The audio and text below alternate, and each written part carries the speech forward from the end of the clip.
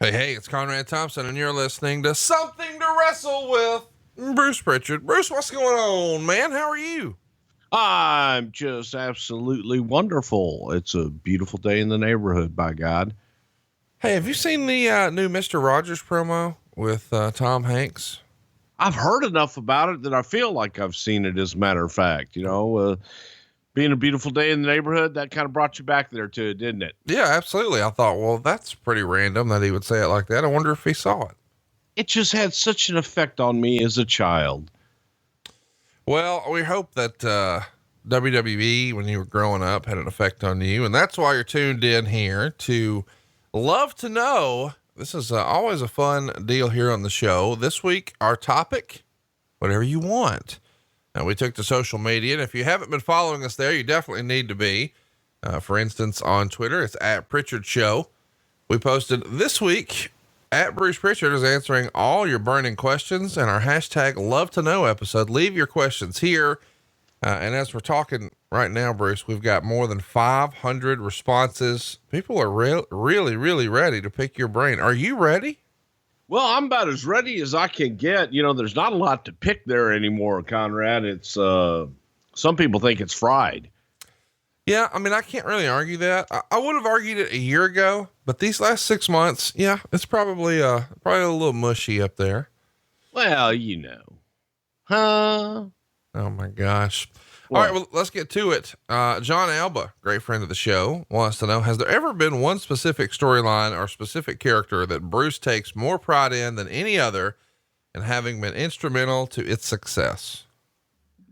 Well, the number one that we all talk about all the time is probably the Undertaker Kane brother story. I mean, that's my number one go-to that I look back on and go, the longevity of it all and the detail that went into the creation of Kane and that whole brother story and how much we added on to it with Paul Bearer and so on and so forth.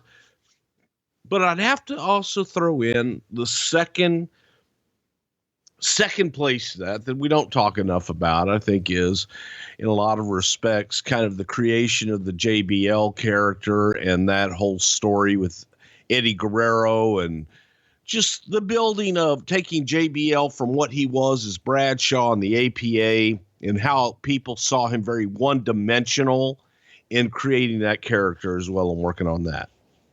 Mike Whitaker wants to know, do you ever see a WCW reunion show happening? I feel like I should clarify on Mike's behalf, even though we didn't talk. It's not like all those guys that come out and put on a bunch of matches, but we just saw a Raw reunion this past week. Would a WCW reunion show be a possibility one day? I think could definitely be a possibility without a doubt. I don't know why not. I think that there's an audience out there no different than the WWE audience. There's a lot of people, the only thing they've ever watched and supported was WWE. I think there's also an audience out there that the only thing that they watched and supported growing up was NWA/WCW. I think a lot of people are going to be surprised with this answer. When you do a show overseas, is there already a ring over there, or do you have to send one every time? No, there's a ring there. We said we ship them over ahead of time, but yes, there are a lot of international rings now that we have all over the world shipped way ahead of time. A great friend of the show, AJ, wants to know, at this point in your career, what excites you the most when it comes to your work? I think the unknown more than anything is probably the most exciting thing and always has been. I don't think I've had to work a day in my life, thank God, knock on wood. And I enjoy, doing what you do. Even when it's the shittiest day in the world, it's still not boring. And I can never say that what I've done my entire career was ever boring. Jason wants to know, has Vince ever heard the podcast? No, I doubt very seriously Vince has ever heard the podcast. John wants to know, who do you think Undertaker's greatest opponent was? That's an excellent question. I think that for me, some of the most memorable matches he's ever had, probably are going to be Mick Foley and Shawn Michaels. I would go Foley. Yeah, I think Foley's it for me. Yeah. But he had some great ones with Shawn Michaels, and that was the thing. When you look at the size differential between those two, for Shawn to go out and do what he did with The Undertaker, they had a believable and some of the best matches that Undertaker's ever had. Dermot wants to know, if you could sign anyone from any promotion in the world, who would it be?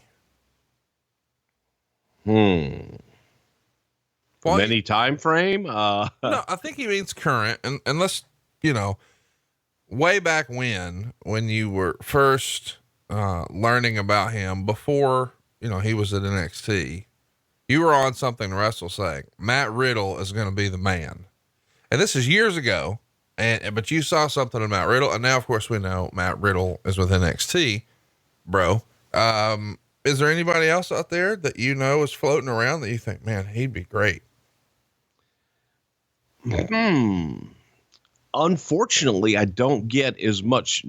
Well, hell, I don't get nearly the time at all to watch a lot of what else is out there today. You are correct about Matt Riddle. When I look at him and I see him, there is a gentleman that works with Booker T in Reality of Wrestling, and he goes by the name of Gino, and very charismatic, got some size to him, second generation wrestler. His father was a wrestler. And if I was to pick anybody, if I could go cherry pick anyone out there, it'd probably be him if I could only take one. You've mentioned him to me before, but I just Googled him. So check him out if you haven't already. Gino, Reality of Wrestling, right there in Houston, Texas. Lots of questions this time about our old pal, Tony Schiavone. Here's one. Josh Kuhn writes, do you think Tony Schiavone will ever get another shot in the WWE? He talks about it on his podcast all the time as being the greatest mistake he ever made, leaving WWE.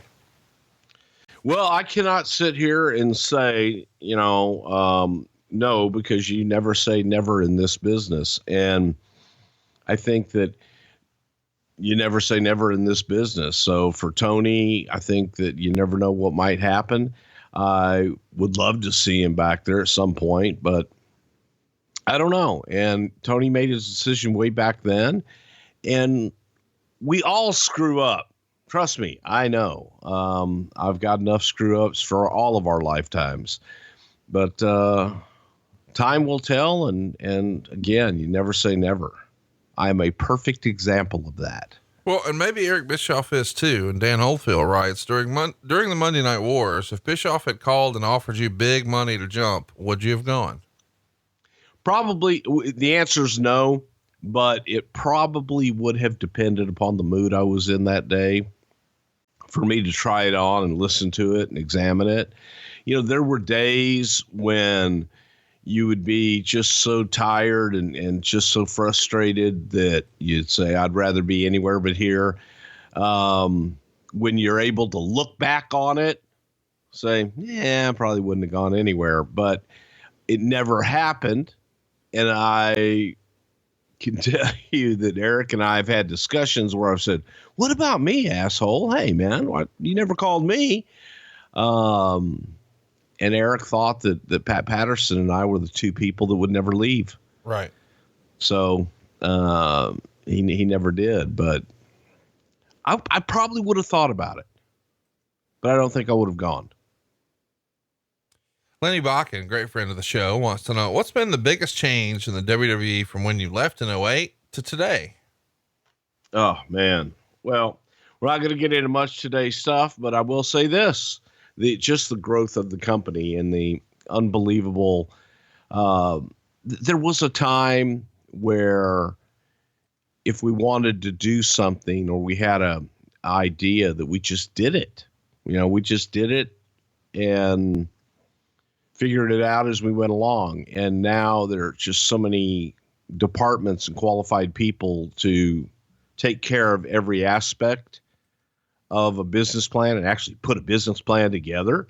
So the growth is what is really the biggest change. It's unbelievable. Gregory wants to know, with SummerSlam coming to Toronto this year, any funny Toronto stories you can share? Wow.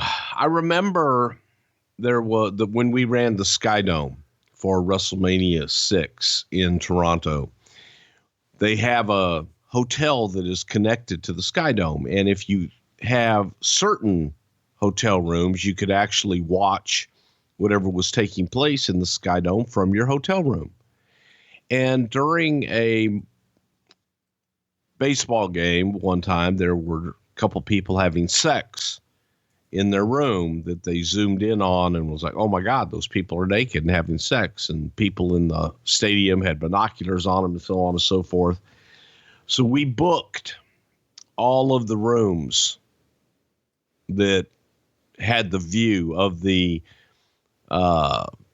stadium, arena, whatever you want to call it, so that wouldn't happen with us. And the night before WrestleMania, I had one of those rooms, and we were sitting there, had the windows open and everything, just kind of looking down on the massness that is WrestleMania. And I was with a friend of mine, and it might have been a little smoky in our room, but we stuck our head out the window. And as we stuck our head out the window, this package came flying from above and almost took our heads off, which was, luckily it didn't, and came crashing down. And for whatever reason, someone had dropped a bag, or it was probably their room service, just full of dishes and shit that came crashing down and missed us by maybe, it was probably a foot. In reality, it's probably 6 feet, but it felt like it was only a foot away, and scared the living shit out of us. But that's just one Toronto story. There were so many. You go back to the Tunnies. When you used to go to Toronto and you'd go to the old Maple Leaf Gardens, that was where you got the ham and cheese sandwich, and that was your catering in Toronto.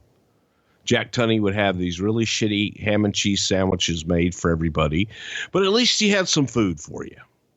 And the other thing was, they always had Fresca. And I liked Fresca, and I couldn't find it anywhere else. So that made me happy about Toronto.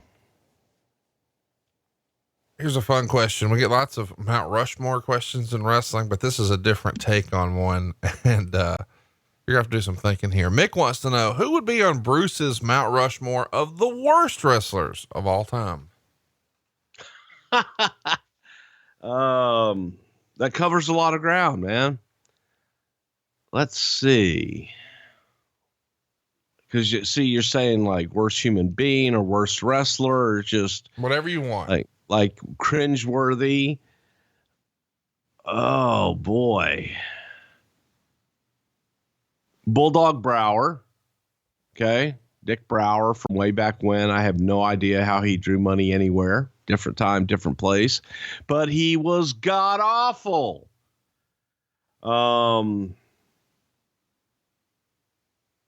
Let's see. The Renegade that they used in WCW for a while, he was actually worse than the real thing. There's 4 on there, right? Yeah. Got to come up with 2 more really bad ones. You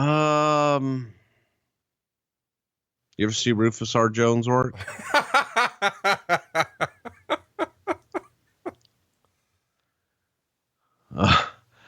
One more.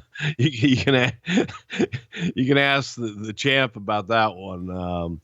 Rufus would be there, and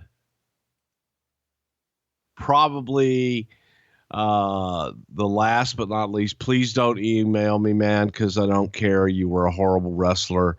Was a guy, Evan Johnson, I believe was his name, from Minnesota. He was a shooter that Vern brought in, but he had no business being in the professional wrestling business. He was terrible.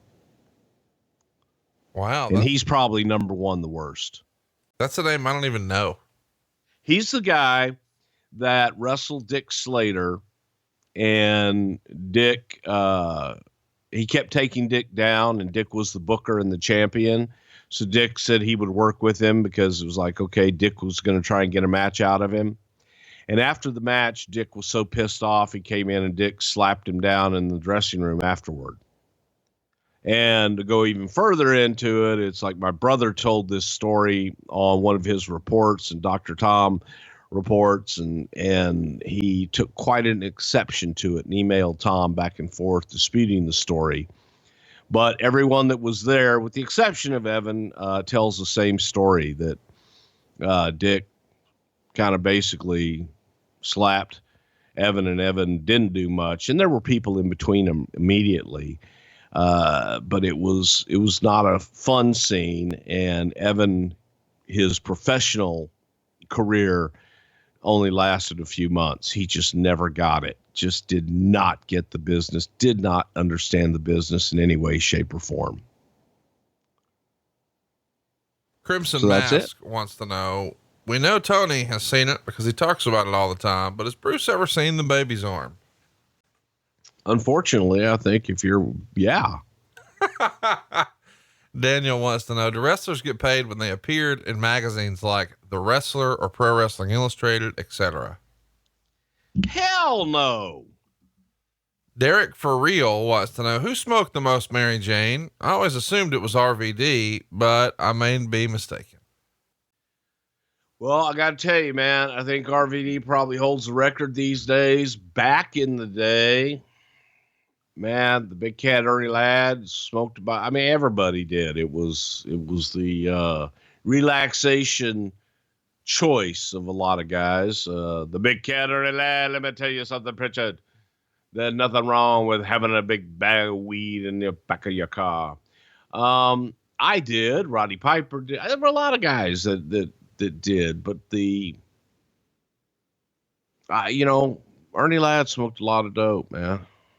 Dan Dean wants to know, has Bruce ever actually eaten Jerry Jarrett's chicken salad? And if so, was it any good?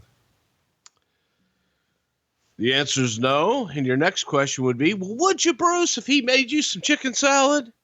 Come on, folks. Do you really think I would eat something that Jerry Jarrett made?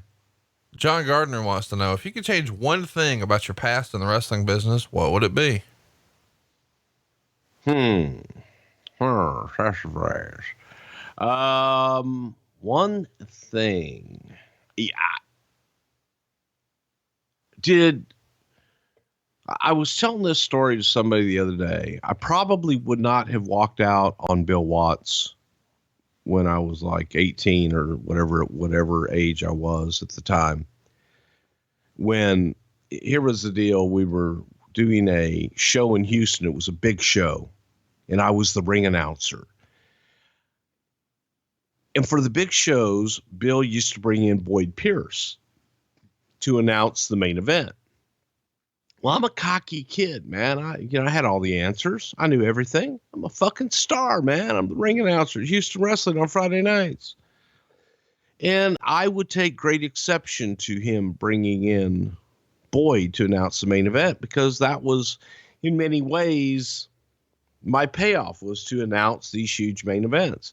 And I took exception to it. And Boyd came in one time, and I confronted Bill in a very unprofessional manner. I was wrong on all counts on it. And I said, is he going to announce tonight? He says, yeah, he's doing the last two matches. I said, well, he can do them all. And I walked out, and it was the longest walk of my life, passing guys like Mr. Wrestling number 2, Junkyard Dog.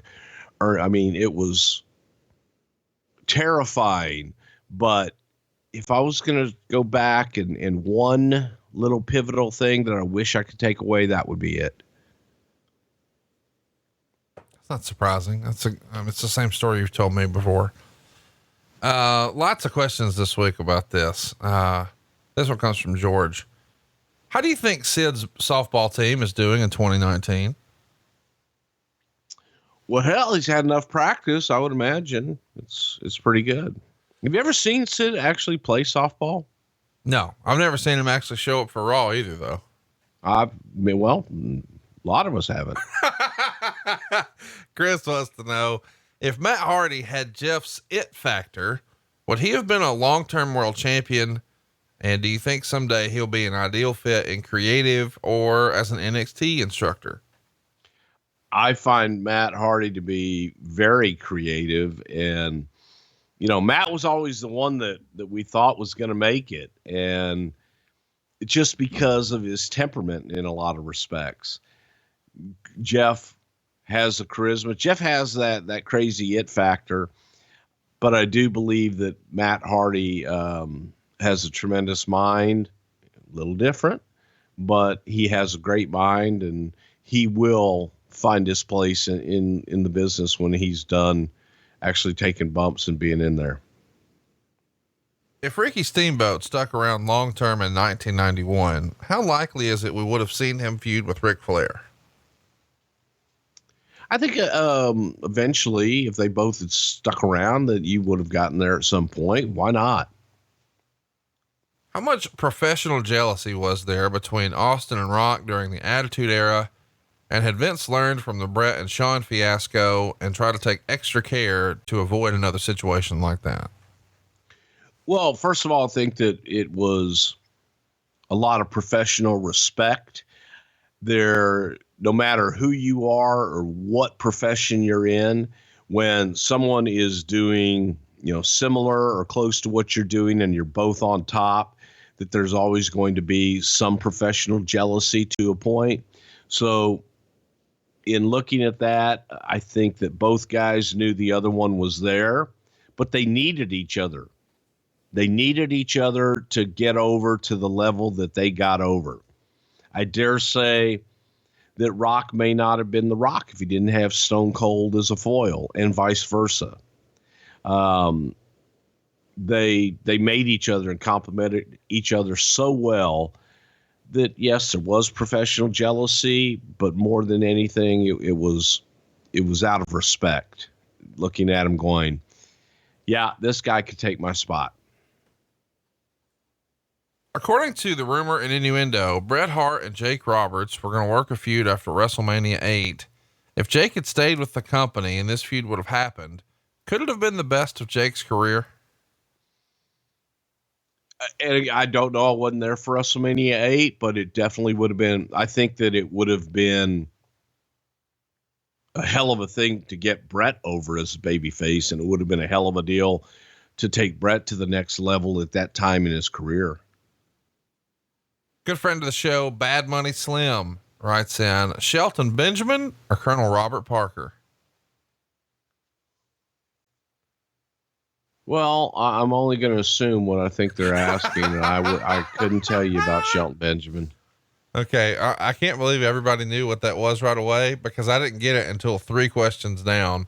John Rega tags in, Too Cold. And I will never understand. I will never, ever, no matter how many, I don't understand the fascination with other men's personal unit things. Wait, what? I didn't ask that. Yes, you did. But you did, Connie. You did. All right. Well, you asked about a baby's arm. Well, I'm just reading the questions. God damn it. You're reading the questions, knowing damn well where you are going, my good sir. Too Cold Scorpio or Colonel Robert Parker? Again, I have no idea. You going to answer the Batista question today, or should I ask it all the way? No, I will not. George wants to know, sorry, Bruce, but a question for Conrad. If you had a podcast with Heyman Hustle, what topic would you want to do in long form with Paul? I'm going to tag you in on this one, Bruce. If you knew that Paul Heyman was going to do one episode, one podcast ever, what would be the topic you think would be most interesting? You know what? And maybe it's not even Paul, but I would go all the way back to the double cross of the NWA with Shane Douglas and creation of ECW. That's it. That's not a bad one. I'm in. Adrian. No, sir. Wants to know. Sorry, I have to say that. What would it sound like if Jim Cornette sang Ronda Rousey's theme song? Okay. I don't give a damn about my bad reputation, motherfucker. I don't know the rest of the words was bad reputation, fucking assholes. I don't give a damn. Fuck you, motherfucker. Fucking, let me go eat my double cheeseburger, double cheese, extra onion, double mayo. Wipe my face off with a fucking towel, motherfucker. You know, you just mentioned Fuck you, motherfucker. I knew when I asked, when you heard that Shane Douglas threw down the NWA title, what did you think of that? I mean, part of you grew up an NWA fan. You were very much a traditionalist, but you also understood the business had to advance. And I mean, clearly you understood that. You went to work for Vince McMahon. What did you think when you heard that Heyman had double crossed the NWA, which, you know, by and large was a dead organization in '94, but what did you think? Well, at that point, I looked at it only as an angle. The NWA was not the NWA that I grew up with, and it was, upon hearing it, I thought it was just an angle, but at the same time, it was an angle using a championship that meant less than nothing at that time, unfortunately. So, yeah, I just thought it was just another angle and didn't think that much of it. Unfortunately, the NWA of old, and I'm talking about in the 70s and maybe early 80s, that is, you know, when you look at it, that and what they presented beyond 1990 or whatever it was, just didn't matter. Didn't matter. The NWA ceased to exist at that point. Not that you know any of the plans, but Michael Berry Sr. writes, who's more likely to end up with the reins of WWE after Vince, Triple H or Shane McMahon? I think that the reigns are going to be some long reigns and a lot of people will have a hand on. So I don't think it's going to be any one person. So I don't know as far as succession who the one chairman may be, but as far as the company going on, that's spread out amongst a lot of folks that make that thing tick. Josh Kuhn wants to know, been listening since episode 1. What is Bruce's favorite episode and why? Okay. I get asked this question an awful lot and it is the same answer. Here's my favorite episode was the Houston wrestling episode. Damn it. I knew you were going to fucking say that. Well, yeah, because it's one of our most downloaded episodes of all time. Nah. Next to TNA. And that's crazy, right? The shows that you didn't want to do TNA, remember? No, I wanted to do TNA. The fans didn't want it. No, you didn't. No, I did. You hated it. No, you're confusing it with Houston. I hated Houston because you didn't know anything about it. And you hated the idea of doing no holds barred. And right. And I was campaigning for no holds barred. You were campaigning for Houston. We both wanted to do TNA, but it just never won a poll. And this is back when all of the topics were determined by a poll. I mean, yes, we want to bring polls back. Unfortunately, with Vince McMahon requiring Bruce to work 22 and a half hours a day, that means we have a lot less time to record, and we've got to sort of plan ahead and put some of these in a pocket. Please don't put that out there. Seriously, man, if he finds out that I'm not working the other, man, you're being serious shit. Me there. You're being serious shit if he knows I got an hour and a half of personal time. Yeah, if he ever heard that, you talk to you, pal. What the hell's this shit I hear you're only doing 22 and a half hours? God damn it. You know, my favorite story that I think gets overlooked that really resonates with me more now than ever, because I know the crazy schedule you're on, is you would talk about back in the day when, you know, before the commercial. I mean, when we're flying commercial, this is before we have private jets, and Vince would be driving along and for hours and hours and hours, you know, you've been up 20 hours and he would say, he's driving, get your notebook out, pal. Let's do some work. So you got to start working. You would fall asleep, wake back up. He would keep going again, fall asleep, wake back up. He would keep going again. And then when he drops you off at your house, as you're exhausted, can barely keep your eyes open, he would look at you and say, did I get it all? Yep. And to me, it's like, that is the most Vince McMahon story ever. Now that I know, when you're like, well, I got a conference call starting in an hour. I'm like, it's 11 at night. Yep. Should be done by 4. Let's tape at 6. That's the life we're living right now, where you go blink for 2 hours and then ta-da, Conrad's up your ass to tape another show. Yeah. And to give you a peek inside of my world, I live by my calendar more than ever. And I will have all of this stuff, and then you and I will text. We don't even get to talking. This is the most we get to talk, folks, during the week. This is like the only time we can actually have a physical conversation. And I'll text and go, okay, I've got this. I've got like 2.5 hours during these times. I have 2.5 hours during these times. Now, I can't guarantee this one on Thursday because I might have to. Yeah, it's a bit of a jigsaw puzzle. But going back to the question, my favorite's Houston, and here's why. Ugh. Because no one picked it in a poll. It lost every poll. Even when it got down to no holds barred in Houston, it lost by 1%. Or actually literally a couple votes. But it was one of our most downloaded, and it's the one that I think a lot of our listeners have commented on that's their favorite. Out of it came so many things. A lot of it came the basis for, that Vice land and getting behind the scenes when they heard the Gino Hernandez stories I talked about.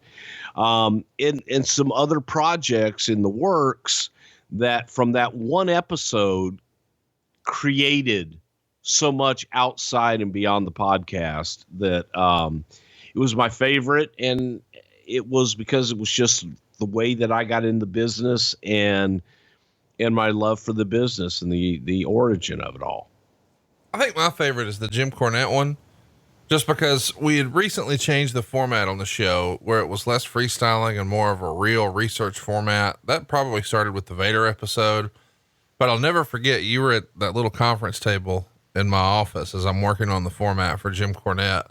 And we're trying to figure out, once we've got most of the format put together, where should we put some commercials in there? And you had told me the George the Rat story before. Oh, and I God. said, we've got to put the George the Rat story in here. Where would that fit? So we're sort of talking timeline about where I should insert that, because I would have lots of, research notes, a quote from a shoot interview or a quote from a book or whatever. But I just knew this George the Rat story, and that was never anywhere. So we had to figure out sort of where it went in the timeline of events.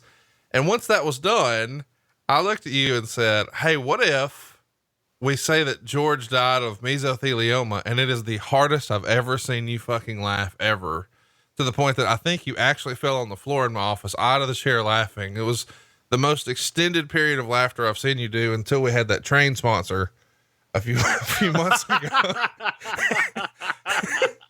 And, when we could not, very serious issues, very serious, but for some reason it just tickled us.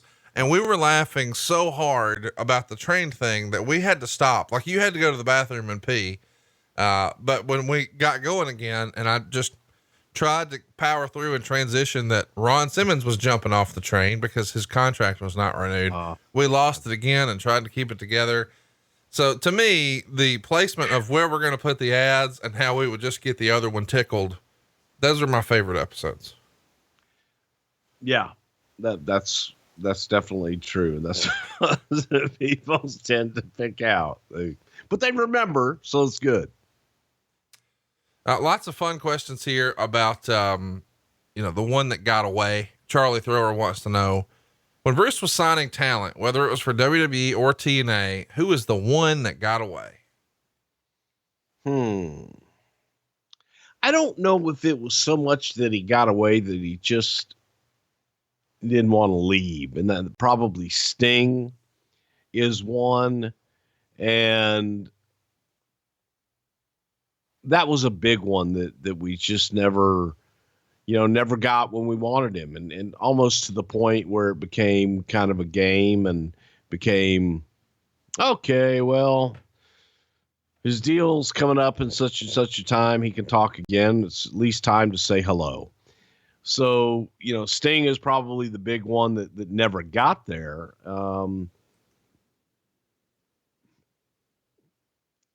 Trying to think of a good one that we worked on and then at the last minute, didn't get.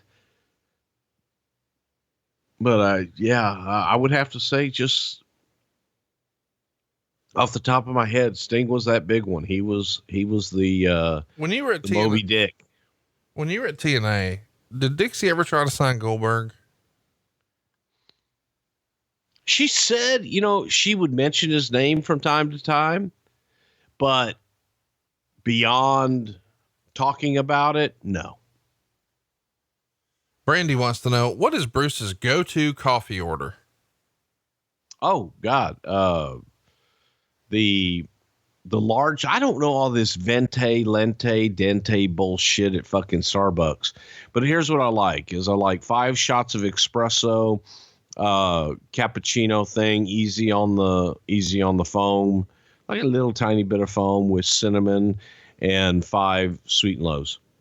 Or no, yeah, which one's the blue one? Yeah, you got it. Yeah, okay. Adam wants to know, has Bruce ever sneezed in front of Vince? Oh yeah. And you know how I sneeze. Oh my God. I don't know that the audience knows that, but Bruce sneezing is a fucking production. I mean, think about the loudest. I mean, it sounds like an attack scene in Jurassic Park, loud and violent. I mean, he's putting on a production. You think this can't be real, but it happens not once, but multiple times. Yeah. And when I sneeze a minimum of 8 to 9 times. Yeah. It's where you think like he's stuck. You know how you've had like a CD that skips? Well, he'll do it. I sneeze in 3s. I don't know why that is, but we've counted, and Bruce is always either 8 or 9. He's never sneezed once in his life.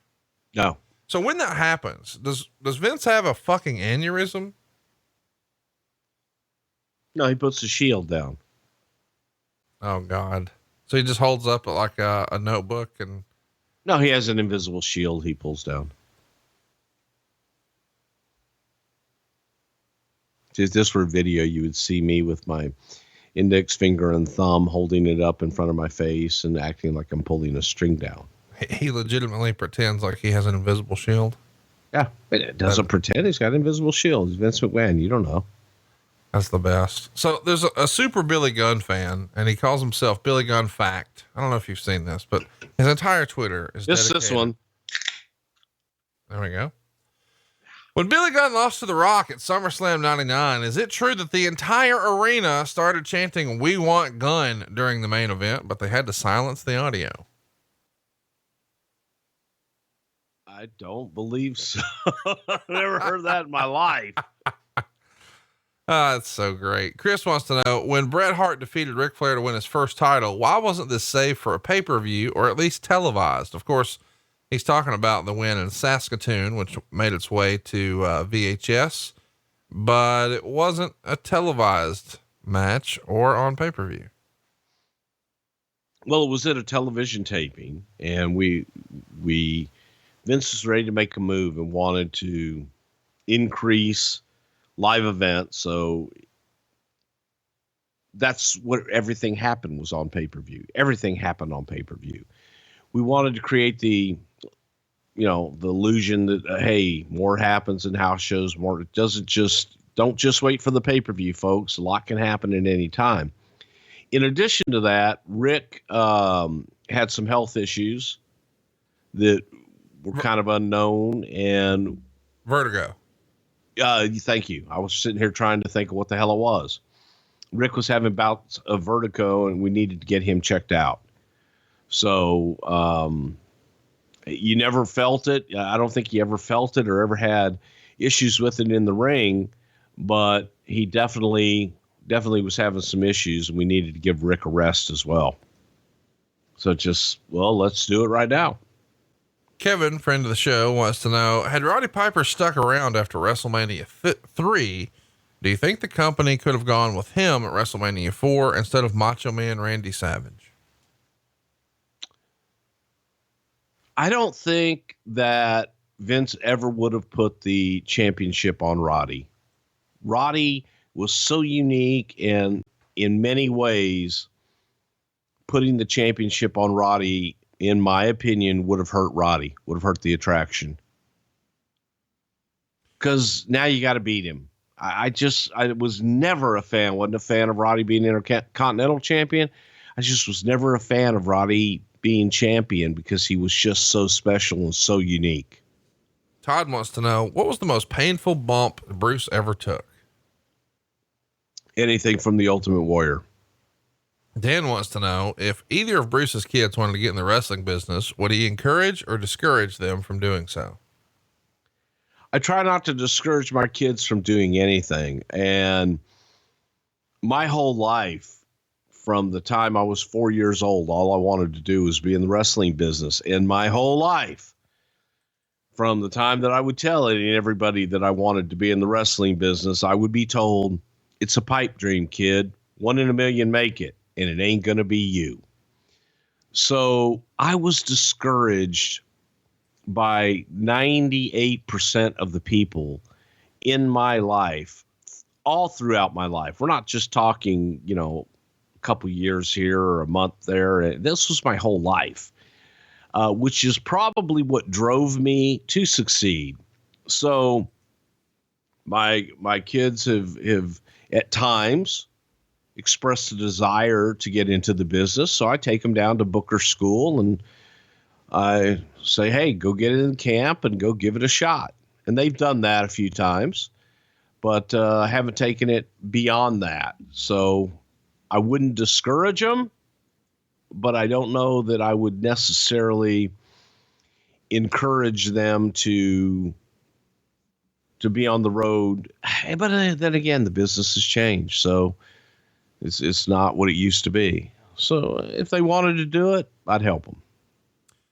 TWT writes, what are some of the changes Bruce would have implemented if he had full control of global wrestling in Dallas? They had TV and a young roster at the time. Oh my gosh. Just so many things on so many levels. Probably would have paid talent. That would have helped. I think that when I was there with Eddie Gilbert, the attention to story, there was a big difference. When Eddie took over as far as booking duties there, because before that there were a lot of hokey storylines, like the General or the whatever the hell it was, and the headquarters were in like some made up African city, and then you had people playing it was silly. It was really silly old school wrestling stuff that you would have done in the early 70s. So when Eddie came in, he made the storylines more in-ring storylines between the competitors and the talent, instead of some of these kind of goofy storylines that they had done previously. So to that, and I did have a bit of influence in that regard, but I would have taken away maybe some of the commentators and some of the fictional in charge people. D writes, we all know Vince is a workaholic and loves it, but other than working out, what does Vince enjoy doing whenever he has quote unquote free time? Does he have any hobbies? Does he have a favorite TV show or movie that you know of?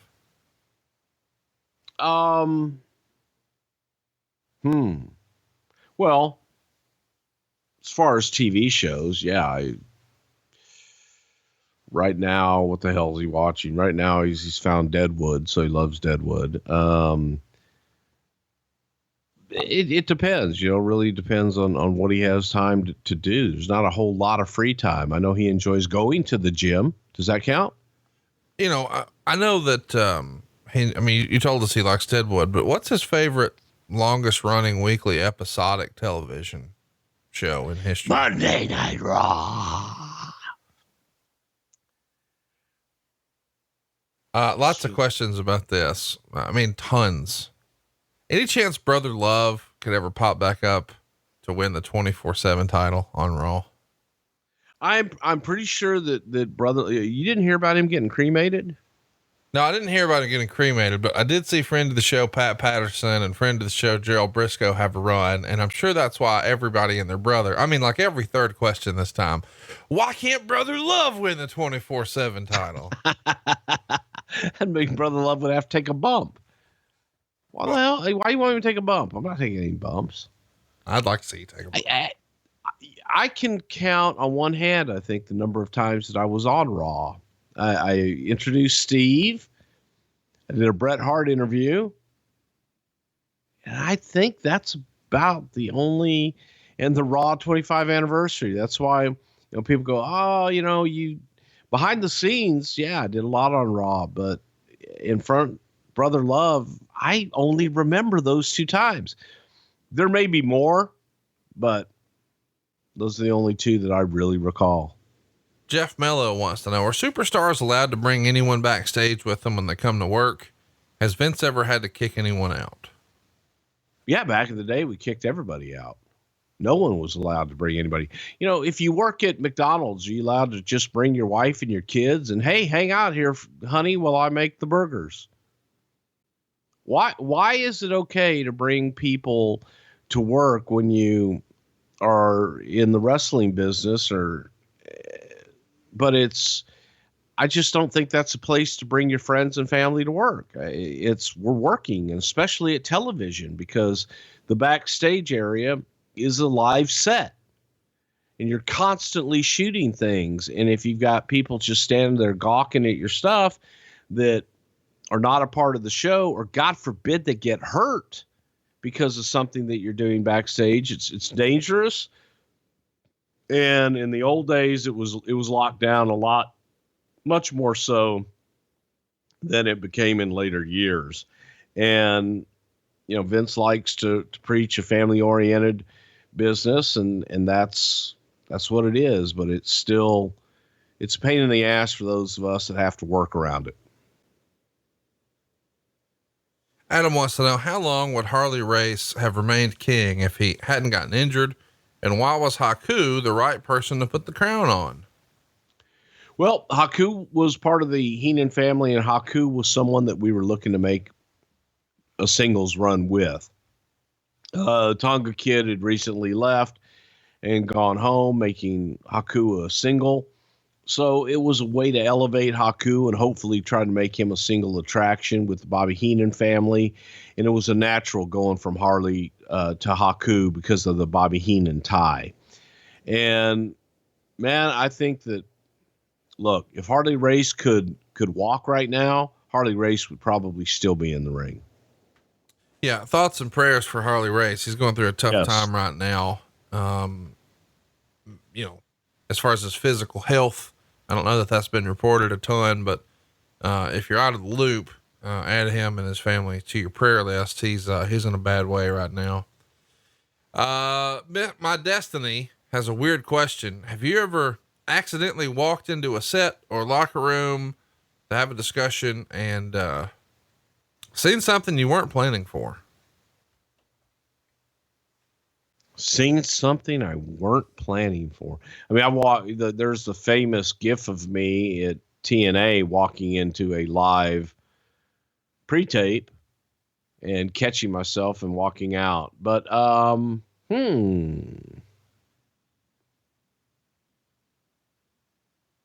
not really. No. Ethan wants to know, now that there are no more live shows, can we finally hear the famed hashtag Andre Blumpkin story?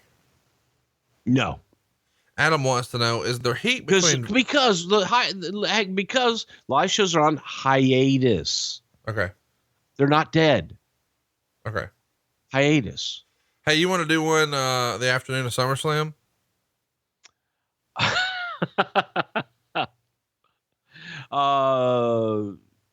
2021. Okay. Yeah. So yeah. You never know. Now, Adam Worth wants to know, is there heat between Vince McMahon and Slick? It seems strange that he's not in the Hall of Fame.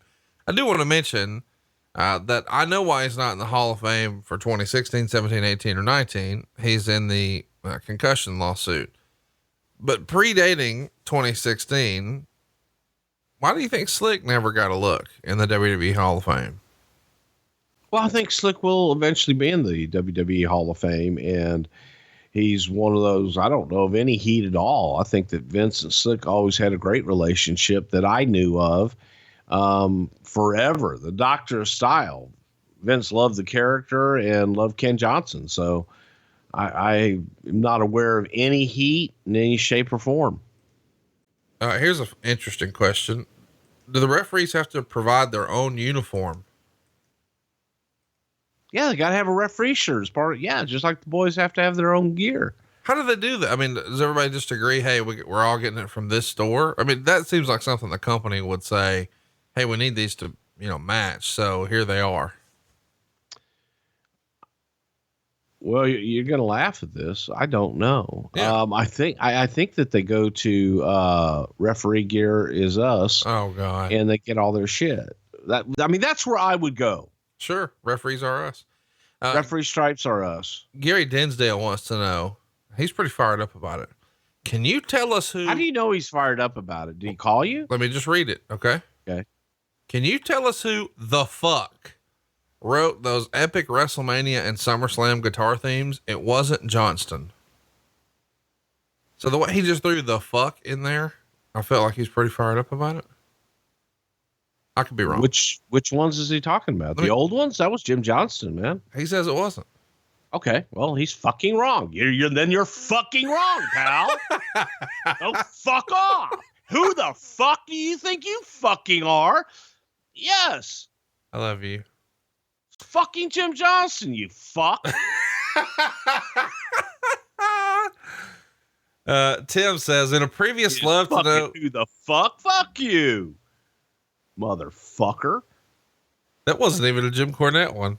No, that's a goddamn, that's a fucking Bruce Prichard. Fuck you, dude. A little peek behind the curtain. Jim Ross and I are doing our first live show together in Jacksonville, Florida. It's the day before the AEW show, and Joey Janela is one of our guests, and it's the same week the whole Enzo shit happened. So I thought this will be timely. So Joey sits down, he's telling the story, and he launches into his Jim Cornette impression. It's pretty, I mean, he's got the speech down perfectly, outlaw mud show bullshit, blah, blah, blah. Outlaw mud show slinging goddamn independent flip-flop flying motherfuckers. Well, at the end, when he finishes, just like what you did, I pull my mic down, just like I've done with you 3,000 times at a live show, and say, motherfucker. And then he hit motherfucker on the mic, and the crowd fucking died. And it was like, I kind of miss Bruce a little. Cause I used to just give you little nudges in a live show and bam, it would hit. And it was good times. Tim wants to know, in a previous hashtag Love to Know, Bruce was trying to think of a good Hulk Hogan story and didn't give one. Can you think of two good Hogan stories now? I mean, good Hogan stories. Okay. I don't know if this is a good Hogan story, but I remember when Hulk was coming back one time and we were trying to do a shoot. Hulk had his first kid. So Brooke's a baby and Hulk is coming back to Connecticut. He had been gone for a while. He'd taken time off to be there for the birth of his first child. And we wanted to do a sit-down interview with him. But we didn't want to do just a regular sit-down interview with him. Had an idea. What if we took him out, on a boat and did it out on a boat? Hulk Hogan and one of his, speedboats and shit, just relaxed and talking about life. And it was going to be for television, but also a Coliseum video special and all this, that we're going to get a lot out of it. I'm up for it because I'm thinking, great. We can go to Tampa. We can shoot this shit, take a couple days, have a good time. Only problem with that was Hulk was in Stanford and was not planning on leaving Stanford anytime soon. So I had to find somebody who could get me a boat in White Plains. It was White Plains, New York there, that somebody had, there's the dock and all this shit. And Sunday morning, and the whole thing is, this has got to be secret, because if people find out that we're doing something with Hulk Hogan, we're fucked. We're going to have crowds. And the guy assures me, nope, nobody knows anything.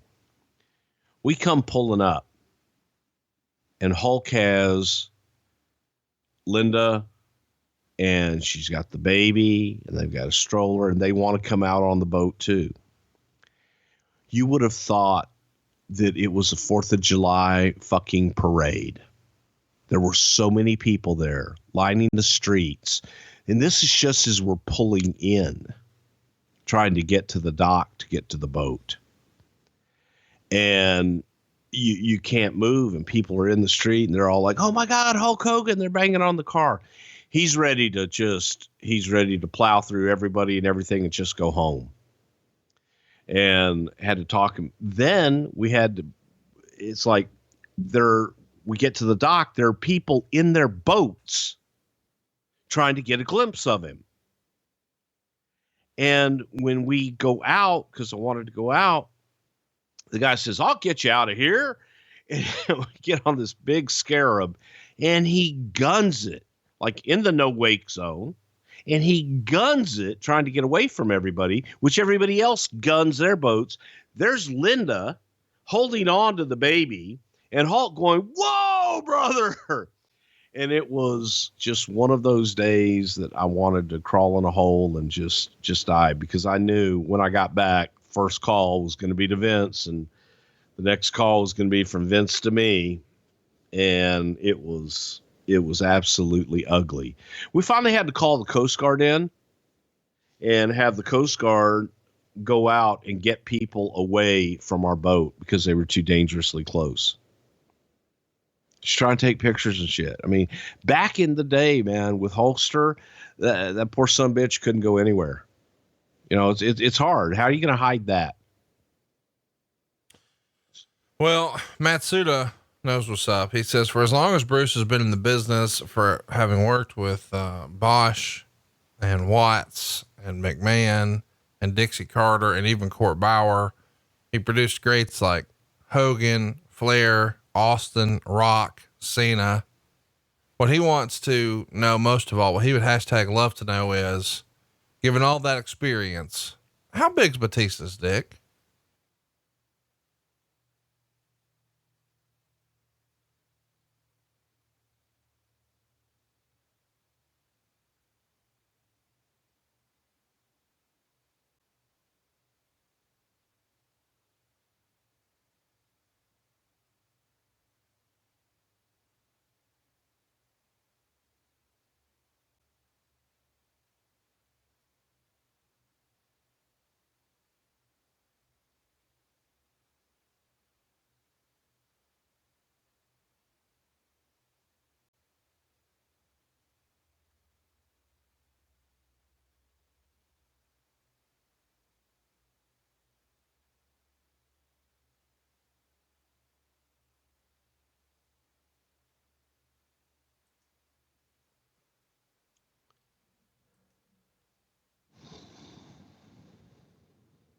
Still thinking about it? What's that?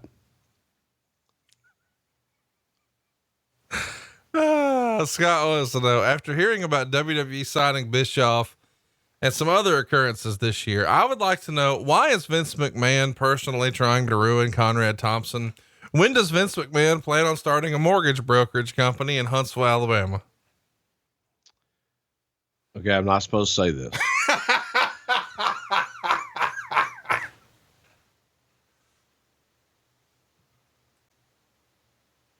But are you tired of your credit card bills? Oh, Jesus. Your high interest rates? What are you doing? No. Would you like to pay off your credit card balances and start saving money, Conrad? No. Yes.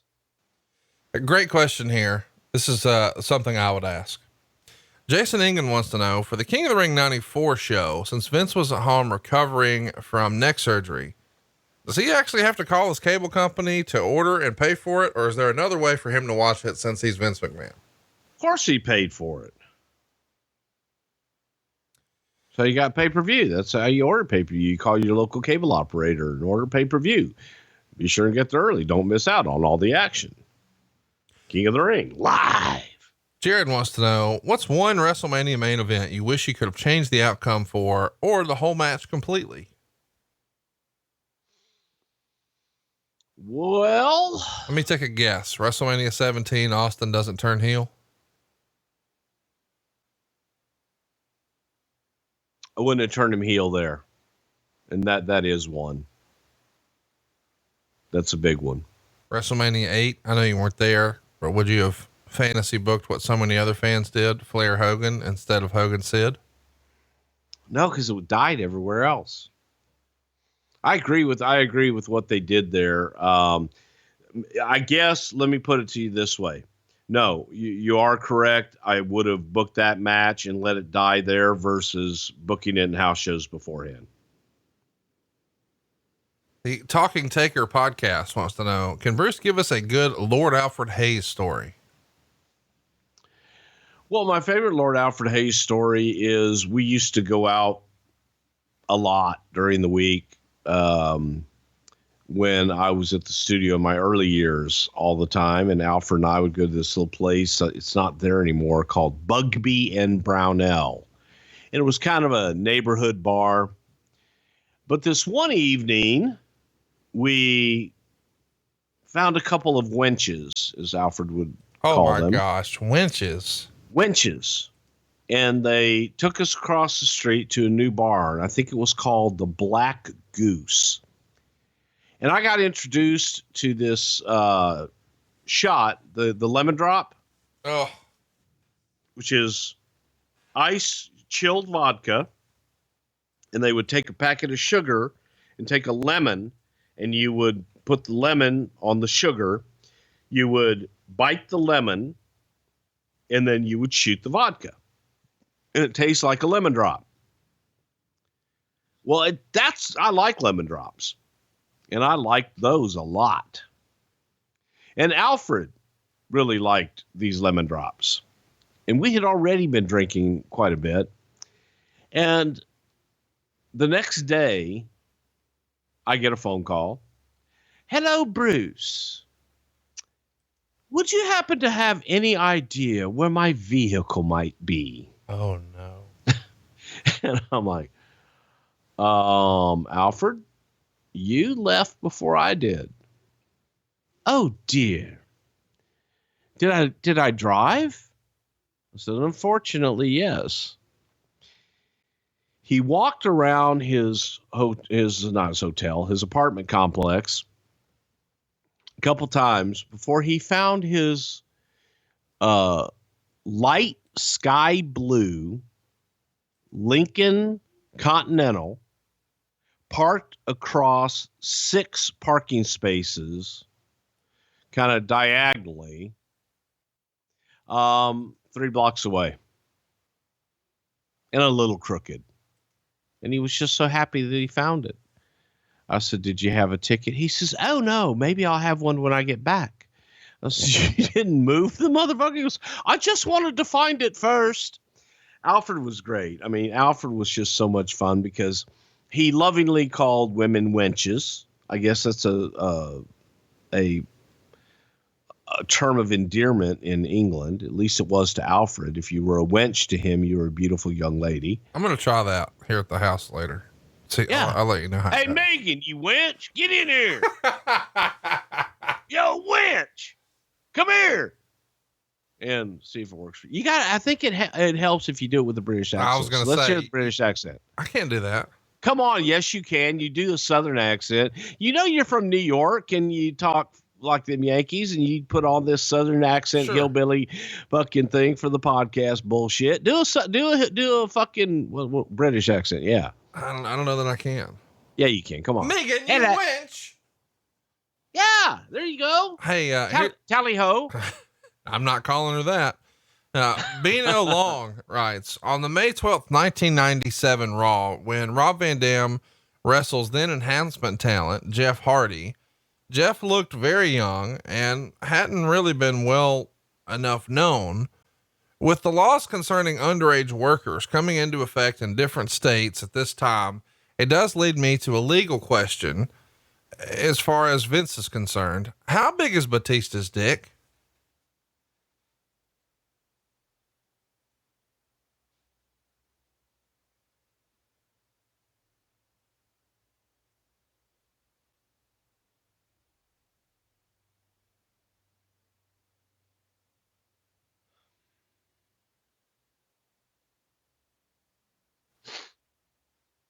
is my new favorite thing on the show. Heart Movie Barbecue wants to know, how close was Randy Savage coming to the WWF in 96, 97? And if he was brought in, would he have been an in-ring performer or just a commentator like before? There were talks, and we had discussed like very limited dates on Randy actually working, but the role would have been him working a little bit and then being a ambassador for the WWE. Dominic wants to know, can you tell the story of the bomb scare when you came to Belfast in the early 90s? Bruce teased the story at the Dublin gig, but we ran out of time. Oh shit. Well, mid tour, we got our itineraries and we were staying at one hotel. Then the night before, we're like, okay, there's been a change of plan. We're staying at this other hotel. So we go to the other hotel. I'm like, why the fuck are we changing hotels, man? Like next, day before. Said, oh, there was a bomb threat and they didn't want to deal with it. So they like made sure that we were in a undisclosed hotel. Somebody got a hold of the itinerary. So we just moved hotels, and we always have a few to go to internationally. And that was during the time there were a lot of bombings that were taking place around Ireland or in Ireland. And I was out. I forget who the hell I was with. Might have been DJ or I don't know, but we were out walking the town, man, just doing some sightseeing and buying souvenirs and shit. And we walked by the hotel where we were supposed to stay. I said, oh, hey man, there's a hotel we were supposed to be in. Shit, that looks nice too. We keep going down the street, and all of a sudden, about 20 minutes later, you hear an explosion. You hear all the sirens and see cars go running up and down the street. Everybody going crazy. It's like, what the fuck was that? So, probably some bomb went off somewhere. On the way back, we get in front of the hotel we were supposed to be staying at, and someone had set off a bomb in the lobby of that hotel. No one was hurt. Nothing came of it, but it was still scary as fuck all. Because that's where we were supposed to be staying. So it was that's the Belfast bomb story, that we were walking the streets when the damn thing went off, and it went off at the hotel we were supposed to be staying at. James wants to know, what's the one topic Bruce won't cover on the podcast? Well, if you've been listening to the podcast today, there have been a few silent spots. That's it. That's one of them. There's got to be something. Isn't there something else they said we wouldn't cover? I don't remember. We don't have to talk about it, but we should at least say what the topic is. I don't remember though. Oh yeah, I do. You don't really want to get into the allegations against your friend that were found, irrelevant. Nothing ever came of it, but there were allegations against a friend of ours. Yeah. Yeah, I'm not going to go into bullshit, rumor, and innuendo. Yeah. Especially one that, here's another question. I can't believe this is true. I'm trying to fact check this because it doesn't seem like that would be right. Why was Razor Ramon never in a Royal Rumble? Surely he was, right? Yeah. I thought so too, but as I'm checking this, I don't see it. I think maybe he wasn't. It's weird. Why was Razor Ramon never in a Royal Rumble? Maybe because he was in a high profile Royal Rumble match on the card during the times or injured. That's about all I can think of. That's super weird, but no, that is weird. Yeah. I just checked, and yeah, he wasn't in 93, 94, 95, or 96. He had singles matches, but never in a Royal Rumble. And that's why, because there was a big time that Vince never liked anybody to work twice in the Rumble. Have a match and then come back in the Rumble. Oh, here's a fun one. Sean wants to know, what was Bruce's first impression of Conrad, and can Bruce do an impression of Conrad? I cannot do an impression of Conrad. And I didn't know what the hell to expect. First time that I met Conrad, I had absolutely no idea. And when I first got your text, I was sitting at home and didn't quite know how to take it, because not a lot of people have my have my phone number. And at the time, I was so far removed from the wrestling business that wrestling and everything about it was in the rear view. Yeah, it was in the rear view, and I really had no interest at that point. So you had sent me a text. I think it was on a Sunday, and along lines of, here's some people who know me if you want to check me out type thing. And I actually did call a few of them, and everybody put you over. Everybody was like, oh no, man, great guy. You'll love him. But I didn't know what I really didn't know what the hell to expect. But suspect at best. Huh? Yeah, Suspect definitely at suspect at best. I mean, God, that's fresh. But I just, I didn't care. So, I think I made a good choice by coming out and hanging out, getting to know you, and putting on the hat of you just go and you meet people. You never know who you're going to meet. You never know what comes out of friendships that you strike up. So, I think that, isn't it crazy to think about? Like, what if you would have passed, how different both of our lives would have been? Yeah. And I was leaning heavily on passing. Like, what the hell do I want to go to Huntsville, Alabama for? Who convinced you? Hayes? Both Rick and Michael probably are the ones that convinced me the most. Sure. And probably was Michael the most. Here's a fun one here. Ian says, Bruce, on an early episode, you stated that you threw away your Brother Love outfit after an incident. What was the incident? I'm picturing, that you were doing children's parties.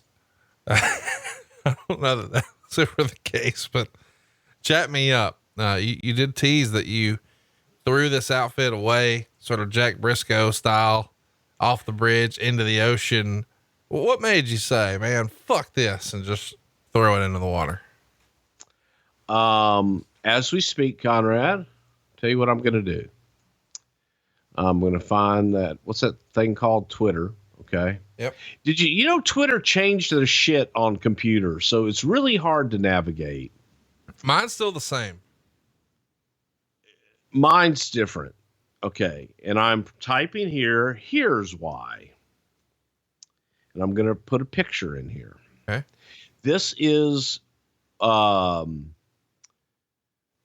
last picture taken prior to, me throwing, and it was this very day. It is now tweeted. It is out there, folks. So if you got your Twitter up, you can see it. I was at a convention in Galveston, Texas. Same thing, man. I hadn't done conventions in a while. The day that I did that convention, I was moving into the house that I'm in now. And it was just all frustrations and all everything coming to a head. And that day I got done and I was in the parking garage, and I had the shirt and the jacket. And it's an embroidered shirt. I've still got a few of them left somewhere my wife keeps, but I just kind of hit a wall. And I remember going over the bridge over Galveston Bay. I was in the right-hand lane, and I said, fuck it. And it was all balled up in the seat right next to me. And I rolled down the passenger side window and threw it right over the edge of the bridge into Galveston Bay. So there you go. You got a little, it brought you back telling that story. You got a little emotion in your voice just telling the story. I was done. I just was done. I was tired. I was done. I was just next. You know what I mean? Wrestling, but even though you started the show by saying that the wrestling business was, you never worked a day in your life and blah, blah, blah. It's a fucking tough road, isn't it? It can be. It really can be. And this was, it's funny how you go through different phases of your life. And when I would do appearances, obviously they wanted Brother Love, and I wasn't going to do Brother Love, but I would wear, some of the stuff. And I love Brother Love. Brother Love was very good to me. I loved the gimmick. I had a blast being Brother Love. But it was, on that day, man, for whatever reason, I had been at the autograph signing, and it was, I remember seeing AJ Styles, and AJ Styles, it just won the New Japan, whatever their championship is, and had the belt there with him. And I'm looking around, and Kevin Von Erich was down on one end. Scott Hall and X-Pac were down on one end.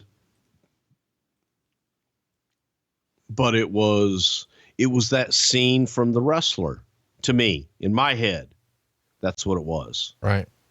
Because with the exception of Kevin Von Erich and Scott Hall, like, nobody had lines. People just came by and kind of just walked by and just looked at you.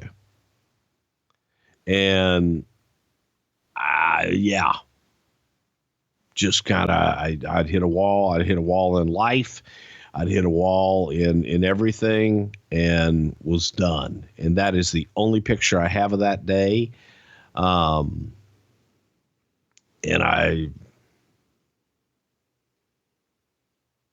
probably the only reason I kept it was because how long my goatee was at the time. What's interesting too is that story you just shared was 5 years ago. That's all. Yeah. We started the podcast 2 years after that. And, Dave Silva and I had a chance to catch up last week, and it was, I'd hosted a bunch of folks, and everybody had gone to bed, and it was just he and I in the basement downstairs in the same chairs you and I sat in the first time we hung out. And, it's total darkness, looking out over the city or whatever. And he says, "Can you believe all this happened in 3 years?" And it was really like, holy shit, man, you're right. Like, in 3 years, who would have thought, right? Lots changed, hadn't it? It sure does. Craig wants to know who came up with the idea of the Undertaker using a body bag or a body bag match. We actually came up with it from introducing Paul Bearer. And he was a mortician, and just thought it'd be cool for once he disposed of his opponents, nice little ritual, put him in a body bag, carry him out. Steve wants to know, do you think John Cena should win the belt one more time to surpass Ric Flair, or leave it a tie forever? See, and again, Flair and Cena's, they're both kabuki-ish. Which titles do you want to count? Right. So I think you can make it anything, and I don't know. Leave it with John and Rick. I like having, I love history. So I love letting some historical things just be. So I would have liked to have had Undertaker have an undefeated streak. Like to have the one only, 19-time world champion, except that means that he lost it 19 times.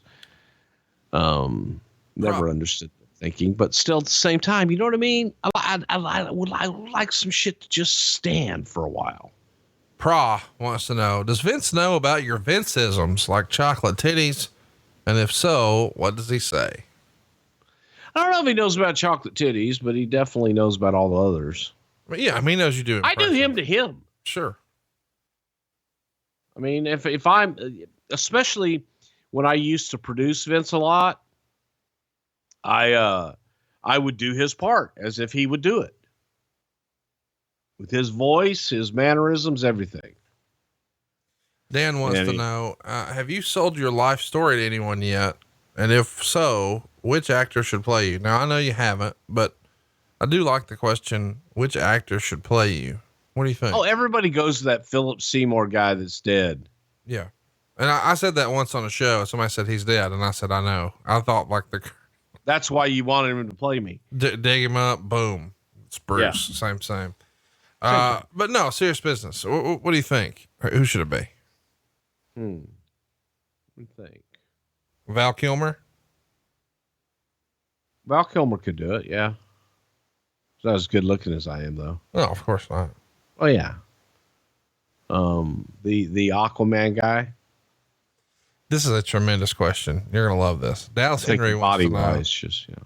No, I think, I don't know that guy's name, but I know who you're talking about. And I think y'all are basically twins. You know, yeah. I don't know how many times a week you get confused for him.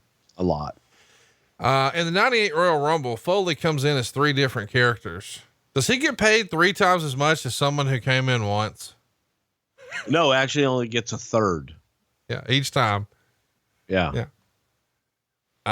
Lots of questions about this because we know that the second season was just announced. Will Bruce be a part of the second season of Dark Side of the Ring?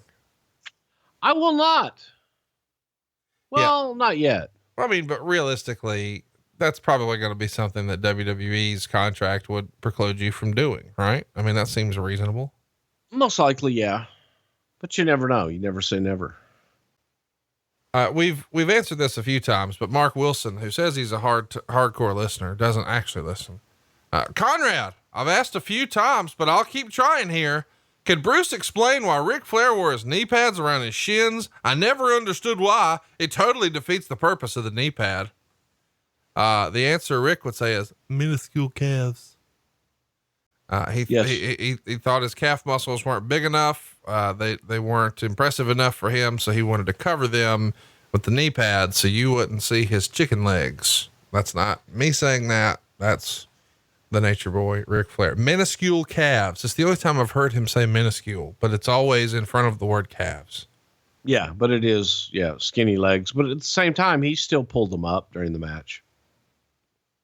Chase wants to know, after Kane unmasked, why did they make him keep shaving half his head? And how much did he hate that haircut? He hated it immensely.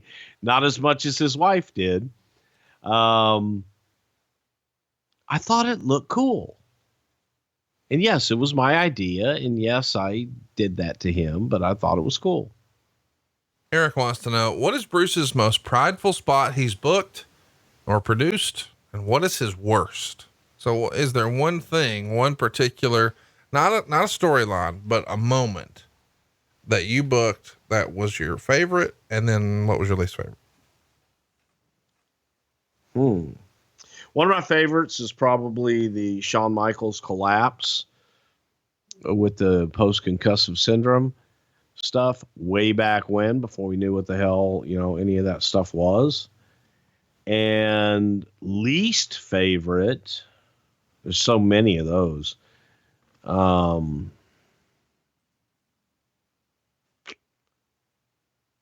That's a hard one. That's a hard one to pick from.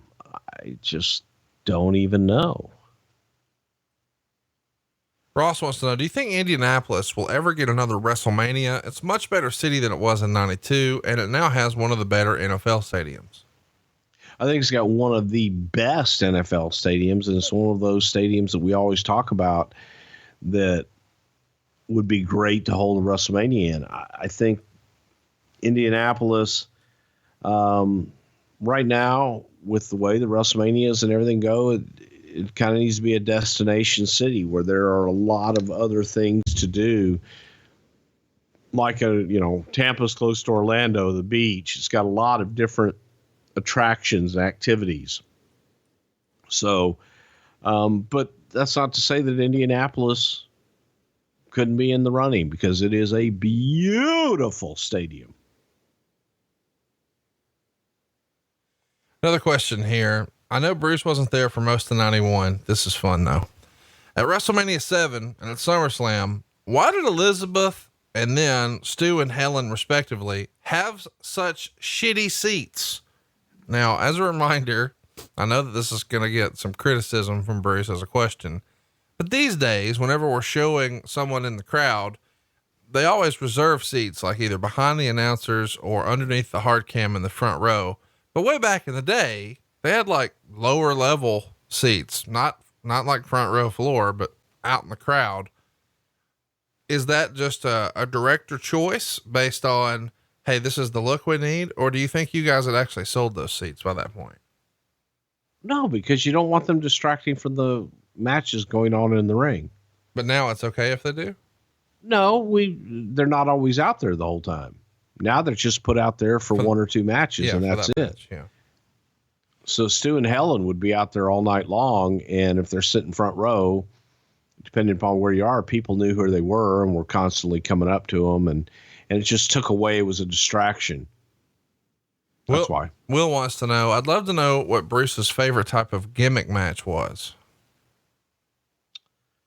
Well, back in the day, and I say way back in the day, when cage matches meant something, it was always the cage match, because that was the blow off, and that was where you settled everything. No one in, no one out. And you could pretty much get away with everything. I'm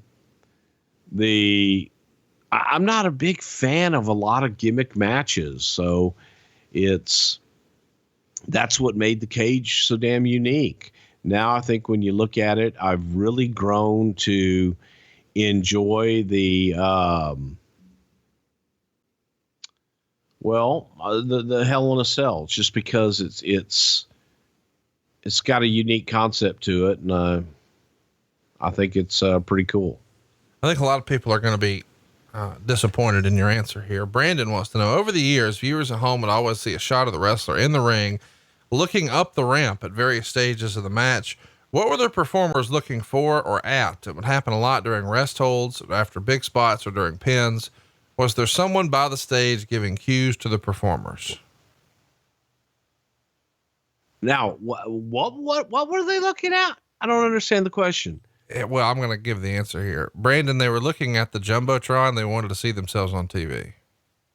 Oh, you mean when guys would stare off to the, But like, they're like looking at themselves. They wanted to see what the shot was, what angle are they shooting this from, that type of thing. There's no one on stage giving hand signs like a third base coach telling them to steal home.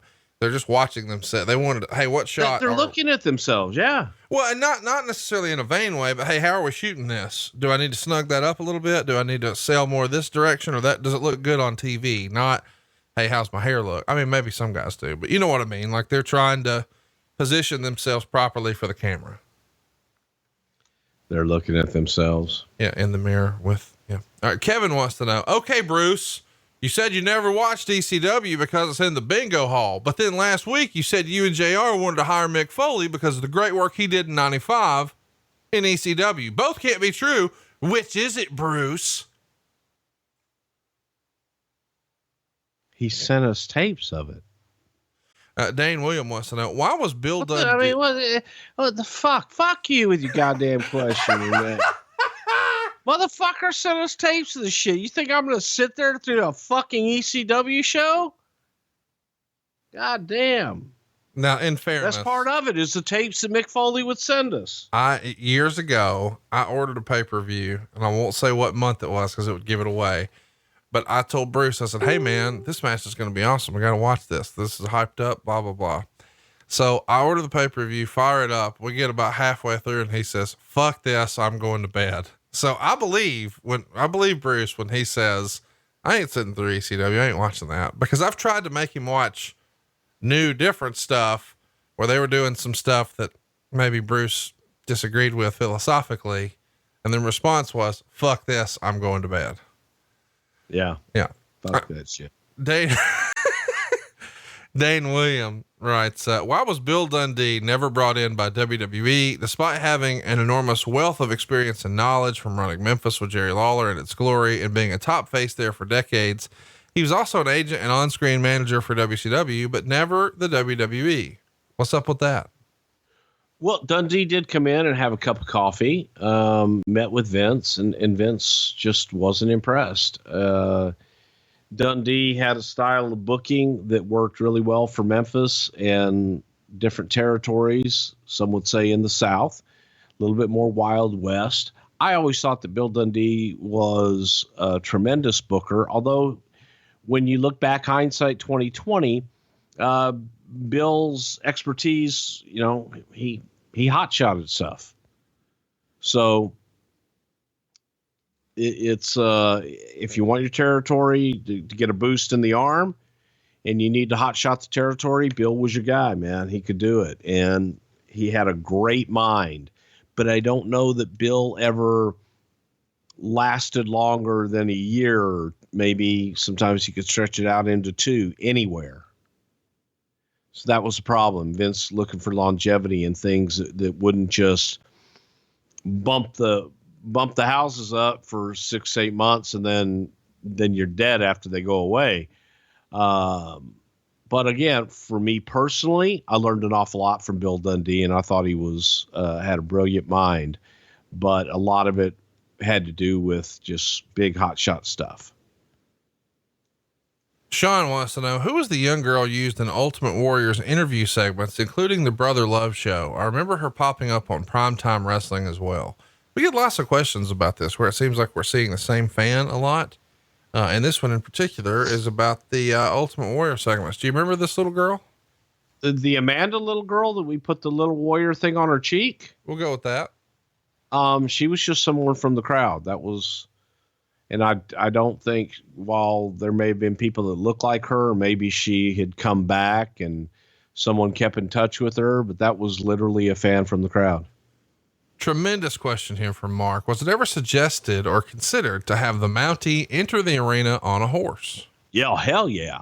Why didn't it happen? Horses don't do well on concrete. Ask Jeff Jarrett about that. Yeah, they don't do well on concrete. They slip and they fall, and it's you got to put carpet down and all kinds of good shit. It can be ugly.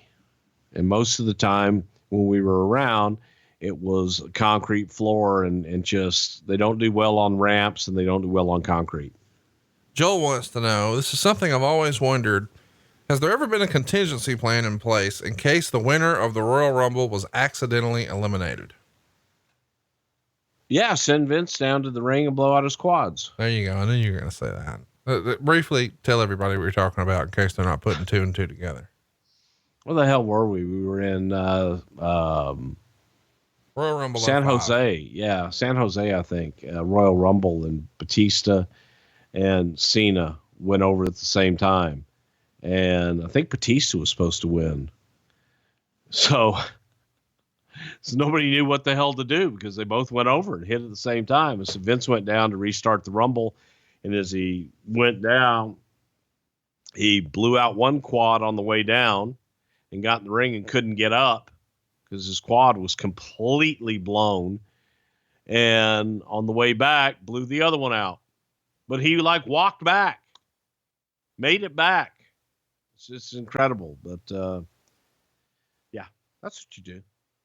So there's been lots of people, since we started doing the show, who've watched the old episodes of Raw or Superstars or whatever, and they see you, I guess probably 96, maybe 97, portraying yourself as Jumbo Jim in some of the commercials. And then there is Vin McMahon. We got multiple questions this week. Who was playing Vin McMahon?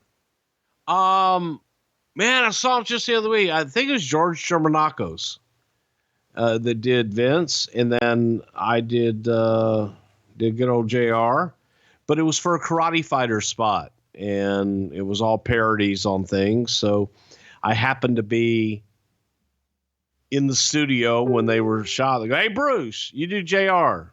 So I did JR, and we just dressed up and we knocked that shit out in about 30 minutes. Anthony which would now take them all day and 14 riders and 6 hours just to get the shot lit before they do it. We just put the shit on and did it. Better be careful with all that talk. What? Anthony wants to know, what was the craziest night you ever had at Tim White's Friendly Tap? The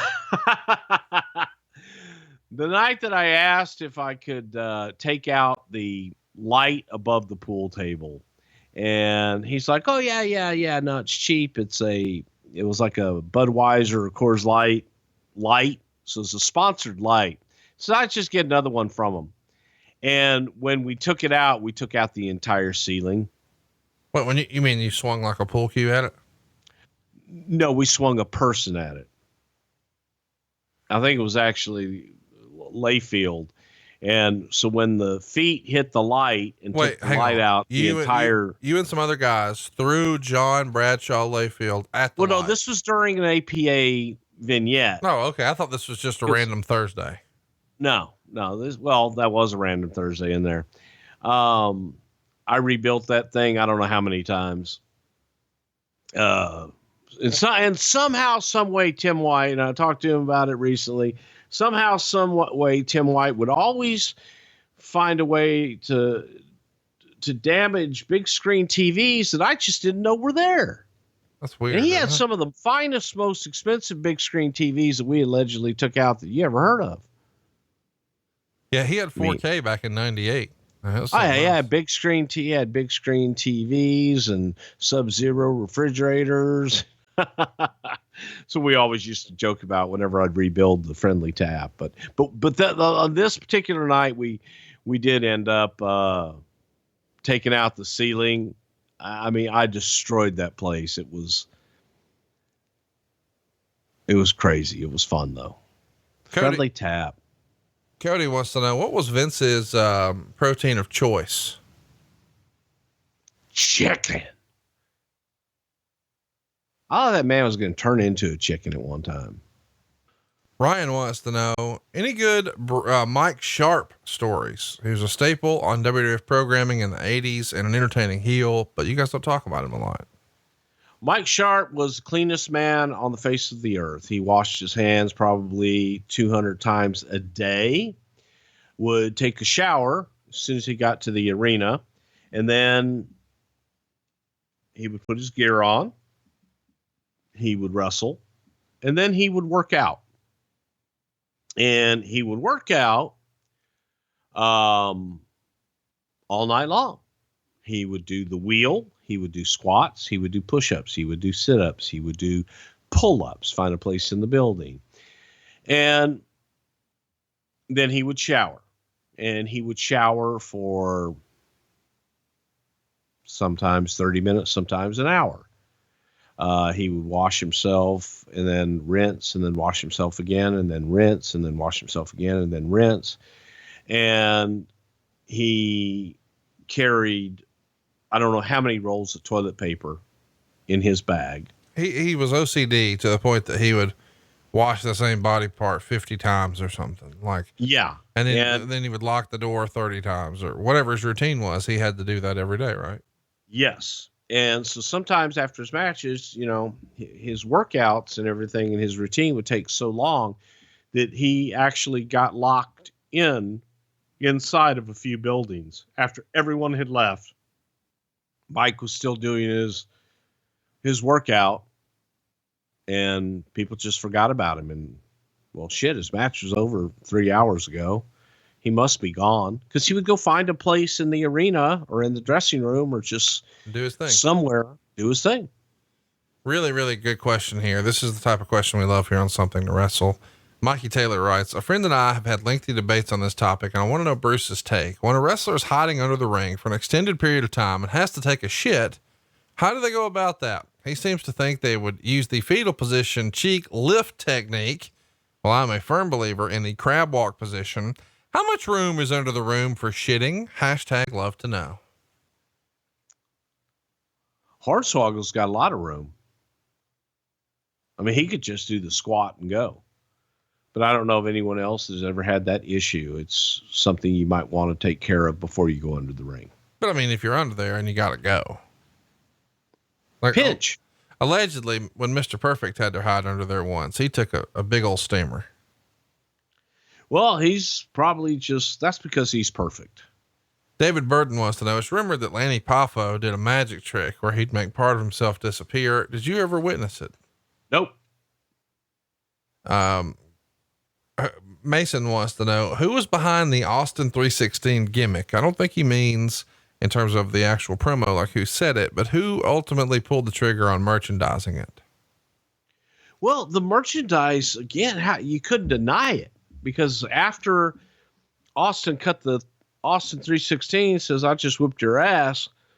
After that promo, the next night, there were signs everywhere, and Steve was a heel. So it stemmed from a conversation in Vince's office with the merchandise guy, where Jim Ross and myself got in a big argument with Vince and the merchandise guy, because the merchandise guy would argue only baby faces sell. And we said, you look around the arena and 80% of the arena is filled with Austin 316. Just do a black shirt with white letters that says Austin 316. It'll sell. I promise you it'll sell. And the other one was Sid. Sid was red hot at the time. And said, instead of putting a picture of Sid, just show his eyes and put Psycho. I said, that's all you need on that one. So the Austin 316 did better than the Psycho Sid one, but it was the first step in heel merchandise that was cool, that would sell. And it was a departure from the, if you're going to sell merchandise, I was got to have the guy's picture on it. Bullshit. Let's come up with some clever sayings. Let's come up with something that is unique, that's cool to wear, that I would wear someplace other than the wrestling matches. That was the idea behind the Austin 316 shirt. We've got a question here, and I know you're going to have an answer for it. Why didn't 123 Kid participate in the curtain call? Was he even there? There you go. He wasn't there. Yeah. It is interesting though. You wonder, like, you know, what the heat would have looked like. Yeah. I don't think it would have been good for him. Who wins in a shoot fight? This comes to us from Todd. Jerry Briscoe in his prime or Kurt Angle? Ooh, that would have been good. It depends. Is there a real referee, or is Briscoe allowed to cheat? You're in a bar. Be a hell of a fight. That'd be scary.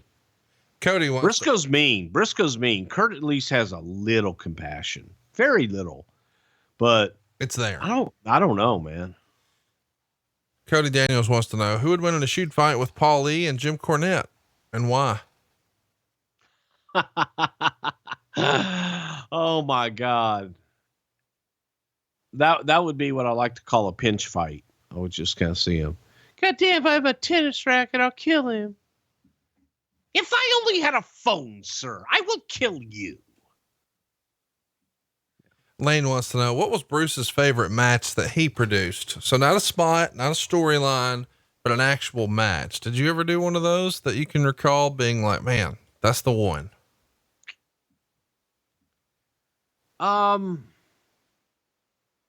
You know, as far as being an agent and setting up matches like that, I didn't do a whole lot of that other than working, you know, finish backwards. So there's not a lot to choose from. So to that regard, I don't really have any. Matthew has a question. Why is it America the Beautiful and not the national anthem at WrestleMania? Because Vince likes America the Beautiful. Jason wants to know, all things considered, was Vince Russo, was he a positive or negative impact on the business overall? You know, Vince Russo was a voice, a different voice at a time that a different voice was needed. So Vince Russo helped for a couple of years, but when you look at the impact overall, I think he had a hell of a 2-year run. Gareth writes, just finished watching the HBO documentary on Andre the Giant and Ric Flair's 30 for 30. Loved every minute of both. Which iconic WWE superstar should have a documentary made about them next besides Vince? I think Hulk. I think Savage. I think both of them would be huge. Ronaman wants to know, who are your closest friends in the wrestling business? Jerry Briscoe, John Layfield. Wow. Eric Bischoff, probably. Booker T. Oh God, how can I forget Book? That's how close we are. I say that seriously because I just always, I think of Book. Right. Book's my man. Taker probably is the other one, but I saw Booker on Monday and we just sat there and hugged, and I put my arm around him. We sat on road cases, and I haven't seen him in 3 weeks, 4 weeks. And we both put our heads together and go, I miss you so much. But yeah, that's probably it. Yeah. Taker, Booker, Eric and I are close, Layfield and Briscoe. Aaron wants to know, do you think Brian Pillman will ever be in the Hall of Fame? Yes, I do.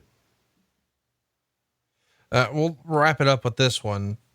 Most fun guy to party with. And I want you to give a wrestling answer and a non-wrestling answer, because you've had an opportunity to party with some celebrities. So what say you, Bruce? Most fun guy to party with? Wow. Depends on what that party is. I tell you who a lot of later years guys that people would know that of current, John Cena, is because he's not one of those that he's a fun when he gets a buzz, he's fun. He's a blast. Cena's a blast. I enjoy going out with Cena. There's some guys that, they hit that one beer and they fall off the ledge and they're a different person. Yeah, I can do without that. Briscoe was always fun, even though he could hit that ledge sometimes, and he was always fun, but then he wanted to stretch you. And, but I think that when you go out beyond that, Leslie Nielsen from Naked Gun fame, he was one of the most enjoyable celebrities I've ever been around in my life, but he was a blast to party with, and man, could he drink. And Willie Nelson, the song that Toby Keith sings about, I'll never smoke weed with Willie again. Well, I share those sentiments because I did on the 10th floor of the Hilton in Los Angeles before WrestleMania. And I thought, wow, I thought I had done it all and could do it all. I'll never smoke weed with Willie again. Well, we hope that you'll listen to Something to Wrestle again. We've got some fun stuff planned and coming your way. Of course, next week is going to be a barn burner. We're dropping it on the day The Rock's new movie comes out. So it's got to be all about The Rock. We're going to cover his run in the early 2000s. On August 9th, we've got 20 years of Chris Jericho. Of course, you may remember he debuted for the WWF on August 9th, 1999. So look forward to that one. The 2 weeks from today. Yeah. August 9th. August 16th, we're going back 15 years to SummerSlam 2004. August 23rd, we're going back to August of 1999 for SummerSlam 99. And on August 30th, we're going to do a watch along, something we haven't done for a long time in a pay-per-view like this. One of my favorites as a kid, SummerSlam 89. Man, I love the Zeus character, and we're finally going to get to talk about SummerSlam 89 and watch it with you. And you'll sort of get to, make your observations and share some things with us. This was a fun episode though, man. I really enjoyed Love to Know. I think, this is a nice change of pace for us. We had some good questions today. I enjoyed them. Yeah. Except for that one motherfucker with the fucking bullshit. I don't even remember what the question was. Well, he wanted to know the two that you were annoyed with were who the fuck wrote WrestleMania and SummerSlam songs. Yeah. Jim Johnston. And no, it's not. But then, no, it's not. Yeah. Fuck you. And then now you get me hot again. Here's the deal. It might not be. I mean, this guy probably knows more about the music than me and you do, but whatever. And then, the guy who, you loved Mick Foley's work, but he was only wrestling in ECW. The reality is you knew who Cactus Jack was from the territories from WCW. And like you said, everybody was sending in tapes, back in the day. By the way, I heard from our great friend of the show, Conan, and, all this time later, he was still thanking me for, helping repair your relationship with him, where you told the, yo, it's K-Dog story. And he gives me credit for that somehow because I pushed you on it on the show, and now you guys are friends in real life. So he's one of your friends on your best friends in the business list. And maybe one of those where you didn't see that coming, because years ago, man, I love me some K-Dog now. Yeah. Now I know who the fuck K-Dog is, but I love me some Conan. That was so funny, man. We've had fun on this. It was a fun trip down memory lane. I hope you guys dug it as much as we did. We hope you support our sponsors. Don't forget to check out Lightstream and Blue Chew. And, we've just had a great time with those guys who are longtime sponsors here on the show. We're looking forward to next week. Hopefully Bruce can, sneak away for a few hours and not let Vince know that he's talking about The Rock, but we're looking forward to that. Do you think you'll get to see The Rock's new movie next weekend? I'm going to try.